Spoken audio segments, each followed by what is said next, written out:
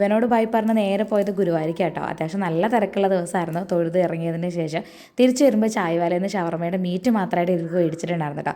ചെന്നതും ഭയങ്കര ബഹളമായിരുന്നു, പ്രത്യേകിച്ച് മേട്ടു. പിന്നെ വേഗം മേട്ടുവിനെ അങ്ങോട്ട് തുറന്നു വിട്ടപ്പോഴോ ആളങ്ങോട്ട് പോവല്ല. സാധാരണ ആളെ കാര്യം നോക്കി പോവുക ചെയ്യുക. പക്ഷെ ഇപ്പോൾ കുഞ്ഞൂസിനെ ഇറക്കാനായിട്ട് ആൾക്ക് തീരെ പറ്റുന്നില്ല കേട്ടോ. എന്താണെന്നറിയില്ല, കുഞ്ഞൂസിനോട് ഇപ്പോൾ ഭയങ്കര സ്നേഹമാണ് മേട്ടിന്. ഇവർ തമ്മിൽ ലവ്വാ തോന്നുന്നുണ്ട്. നടക്കട്ടെ.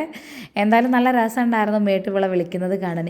നീ ഇതിൽ വാടി, ഇത് തുറക്കടി തുറക്കടി എന്നുള്ളൊരു ഭാവമൊക്കെ ആയിരുന്നു കേട്ടോ. നല്ല രസമുണ്ടായിരുന്നു. കുറച്ച് നേരം ഞാനിത് കണ്ടൊക്കെ ഇരുന്നു കേട്ടോ.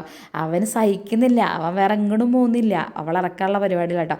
ഇതിനിടയിൽ നമ്മളെ താരങ്ങൾ എത്തി കേട്ടോ. താരങ്ങൾ എത്തിക്കഴിഞ്ഞാൽ പെട്ടെന്ന് ഇറക്കാൻ വേണ്ടി പറ്റില്ലല്ലോ. പിന്നെ അവിടെ കയറണോ ഇങ്ങോട്ട് പോകണോ എന്നുള്ള ഒരു ഭാവത്തിലായിരുന്നു നമ്മളെ ഭാമി ഉണ്ടായിരുന്നത്.